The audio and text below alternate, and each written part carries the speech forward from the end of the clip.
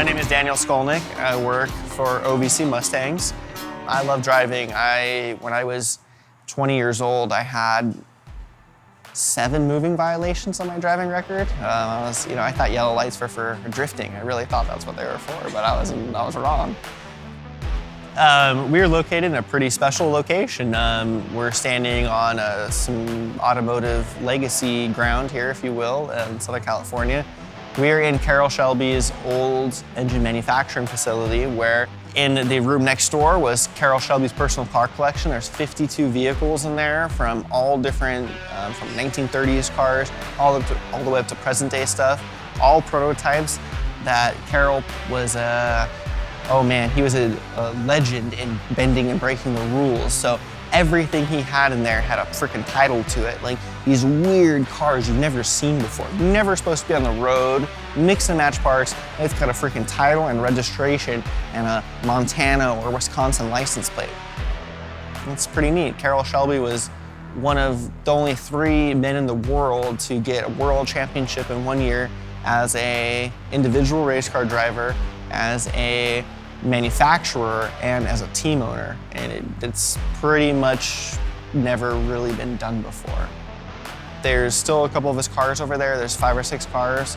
The cheapest one's $3.5 million, and one of his original Cobras is worth $14.5, $15 million.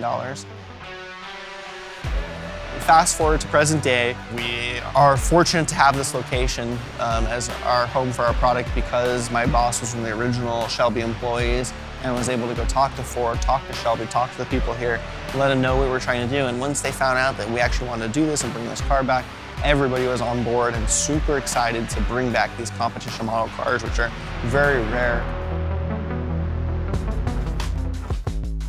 We've been all over the country with this truck, and one of the cool things is an F-250. It's very powerful, which is nice. We had a trailer, had one wheel blow out, and as I'm pulling over, I popped the tire behind it, so I got double flats on the trailer. I'm on the rim, smoke and rubber and stuff's going everywhere, and I'm on the 14.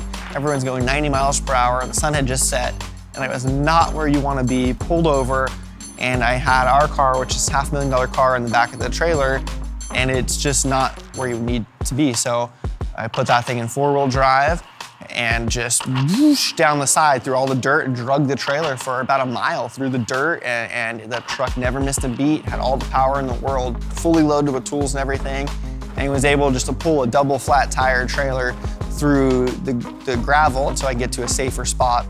We do use it to go pick up supplies, metal material, tubing, 10-foot sections and stuff, and that's where I think a Gate King will really come in handy, because a lot of times everything comes in 10-foot sections. Frickin' truck has a 7.5-foot bed. If you just put it on the back of the truck, it rolls around, everything like that. So using the Gate King, I think keeping the tailgate at a 45-degree angle will actually create a really nice zone to keep all the metal at one side and keep it from wanting to go over the side and straight back.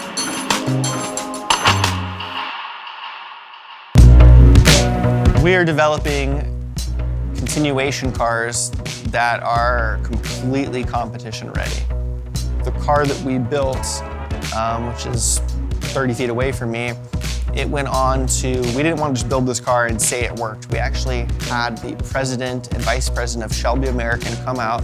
We entered the car in a vintage race at Mid-Ohio racetrack and had Vince LaViolette, the professional race car driver and vice president of Shelby American.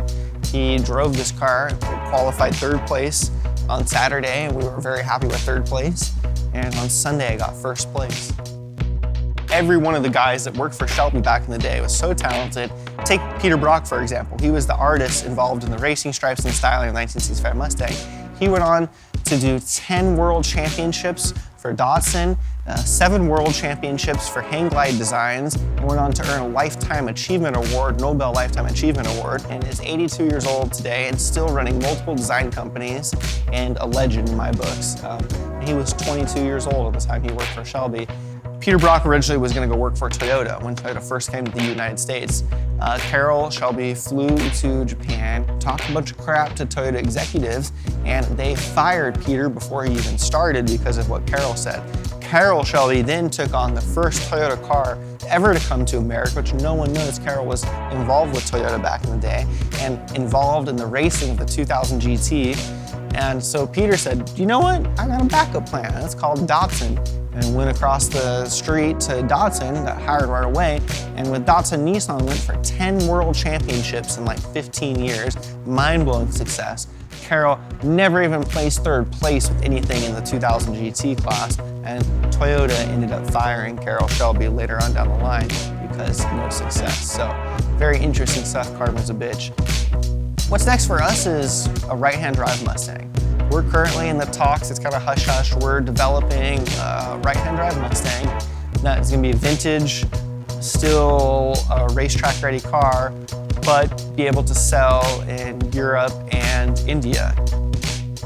And what we are offering is built by the original guys, a race-ready, all-new car for a fraction of the price.